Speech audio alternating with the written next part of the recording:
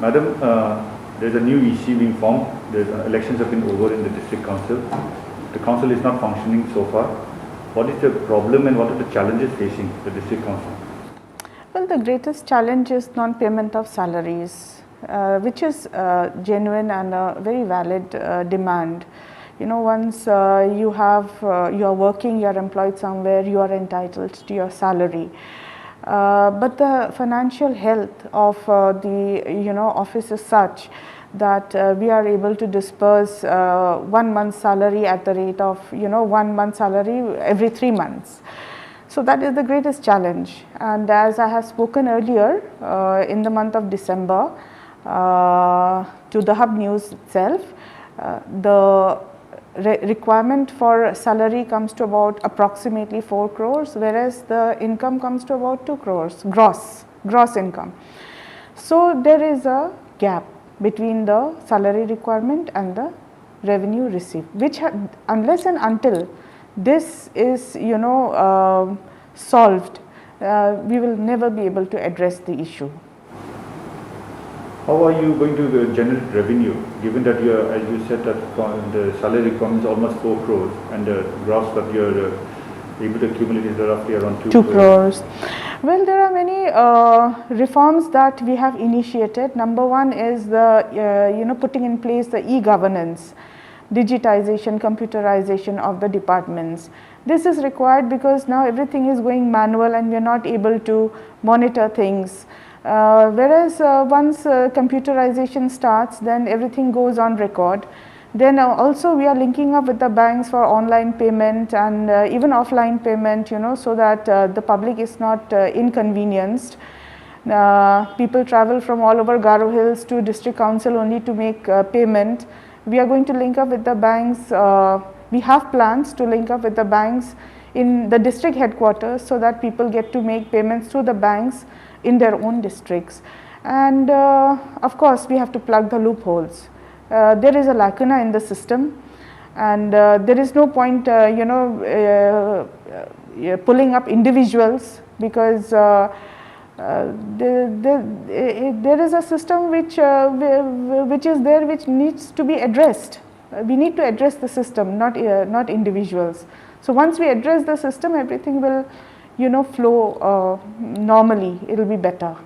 This restoration or revamping of the district council structure, particularly when it comes to finance, has been going for more than a year, if I'm correct. That's right. How long is it going to take for this? No, see, it wouldn't have taken much time, but because there is a lot of misunderstanding, there is a lot of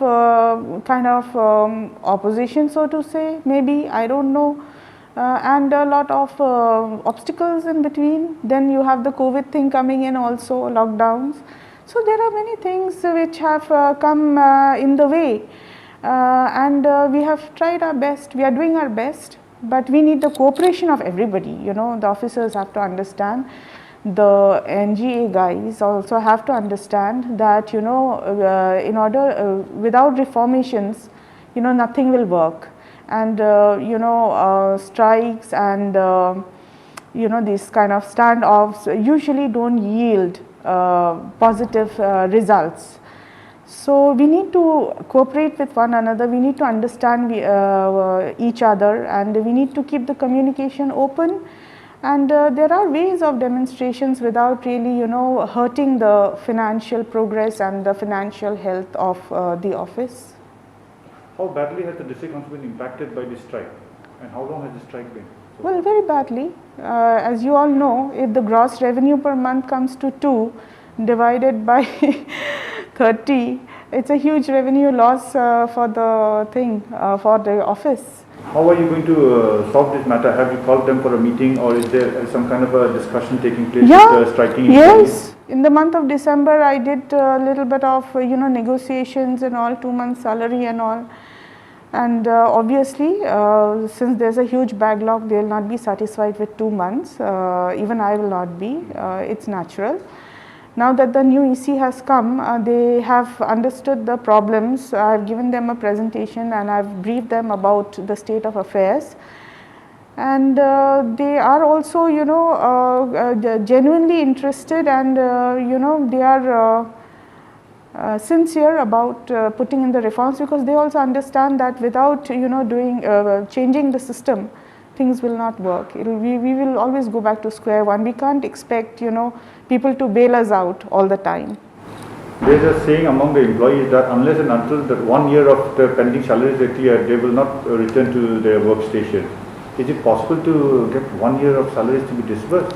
Well, to be very honest, it is difficult, but we are working. We are working on certain things, and it's in its infancy, the proposals, and we hope that the state government will help us with our proposals. But there is hope, but I cannot promise that it's going to be 1 year or 2 year, but we are genuinely trying to solve the problem, the issue. Yes. One demand of the employees was they've been making a lot of noise that about that 100 crores that came in, there's a lot of corruption, no action was taken, number one. And number two, they said that why was it not utilized for salaries? Now they are demanding that, which the Chief Minister recently said about 250 crores is supposed to come into the district council. They are insisting, some of them are insisting that it should be utilized for the disbursement of salaries. Is that feasible? Well, I don't know the source of 200 crores, but as far as 100 crores is concerned, it came before I joined, and I think it came under central government funding. And when funds come from the central government, there is a guideline which says that this money is for development purpose and not for salary payment. We are not supposed to make salary payment from that money.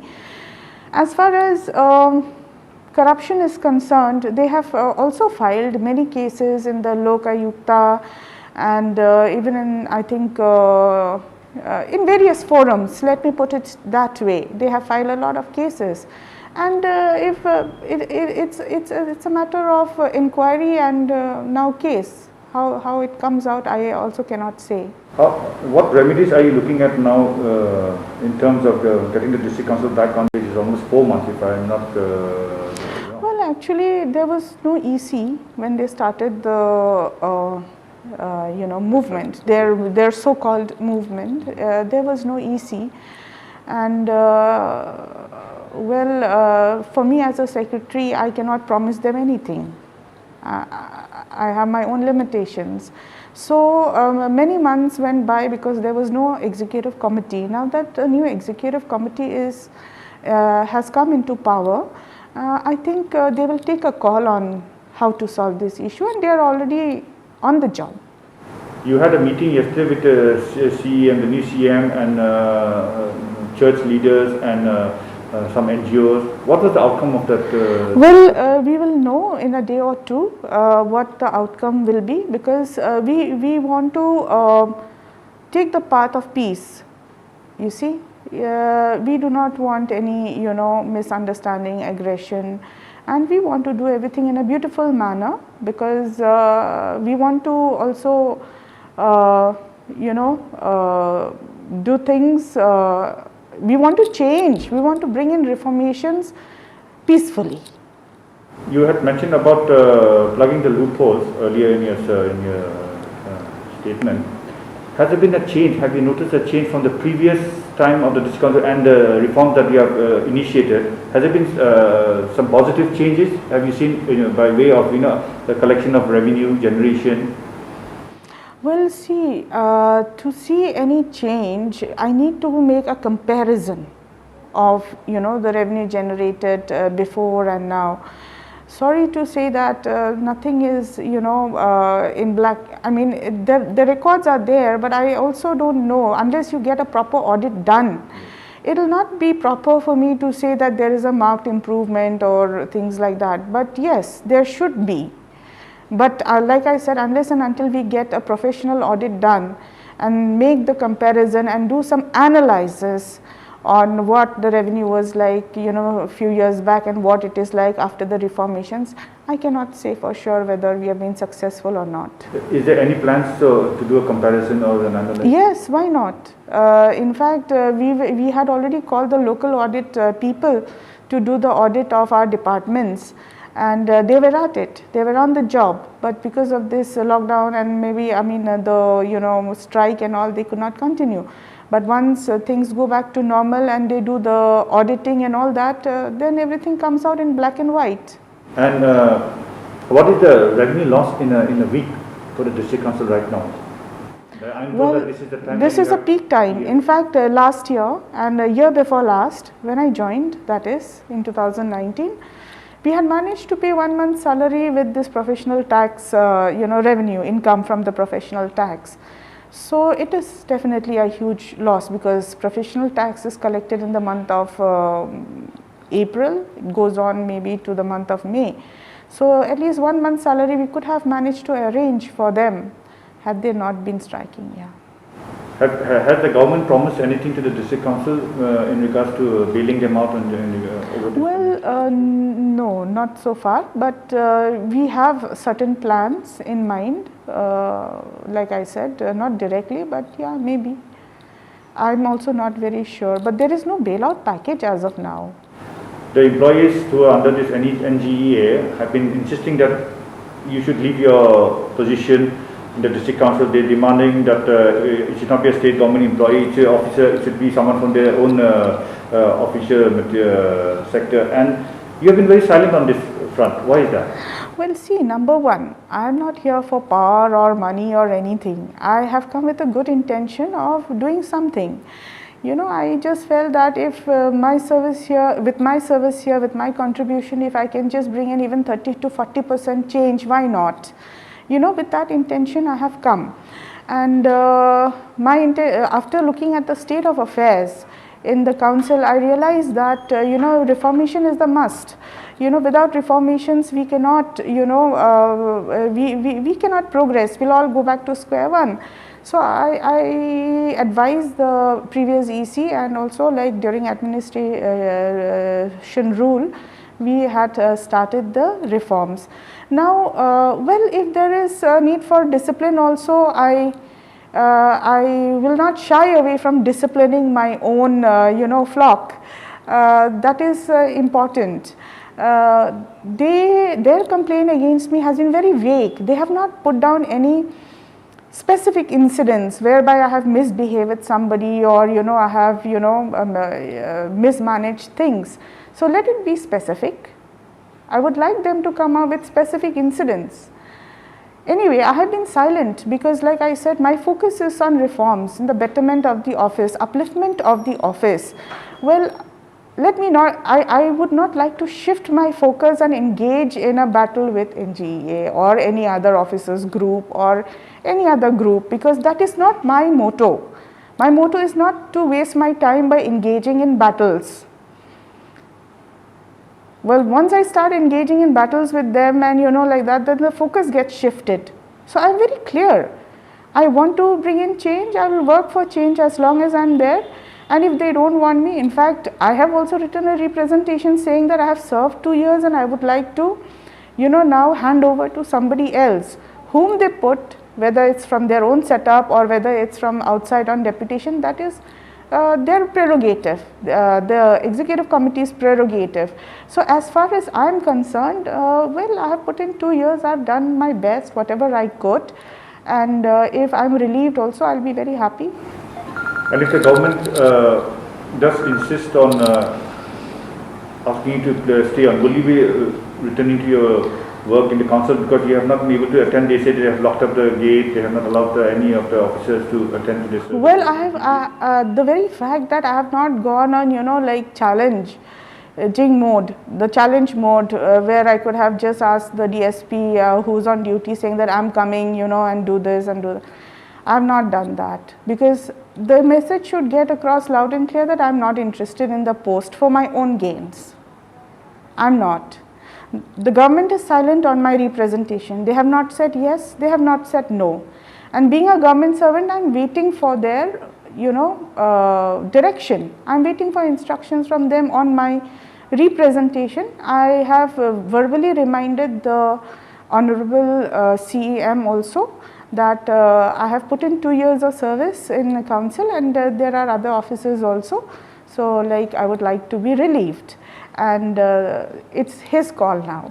Given that there is no response from the government, at the same time you are still with the district council, it appears that you still have to work with the district council until unless the government changes or replaces you. How are you going to engage with this with the striking employees who are adamant on the stand of number one salary, number two your removal? See, I'll tell you, I'm not, now that the executive committee is in place, I think I'm not the only one who's going to engage with the NGEA. I think the executive committee has taken it upon themselves to engage with the NGEA. So let me wait and watch what happens next. For me it's like that. If they don't want me there, I would not like to challenge them and say that I will be here, because frankly speaking, like I said, I'm not there to challenge anybody or engage in futile battles. We practice love, peace, progress, forgiveness. We have been brought up like this. So I practice that, and no hard feelings, because maybe what they are doing also, they feel that what they are doing is right. So maybe they are right in their own way. So who am I to tell them you are wrong because you are asking for my removal? So it's fine, it's justified. If they don't want me there, I cannot force them to say, force them to want me there. You know, it's as simple as that. And as far as I'm concerned, well, the executive committee is also aware of what you have just spoken. So maybe they'll have to find a way out to put me there if they still want me to be there. And as far as I'm concerned, like I said, I believe in utilizing our talents. We've all been brought up with that parable where we have to utilize our talents to the maximum, and we are answerable to the Almighty if we don't utilize the talents. Well, with that thing in mind, I continue to serve and to do my duty. Are you optimistic there will be some breakthrough, and how soon do you feel this is going to happen? Well, I'm a very optimistic person, and if I've been patient for so many months, and that itself speaks that I'm a very optimistic person, and let's hope if I don't do it, maybe somebody else will do it.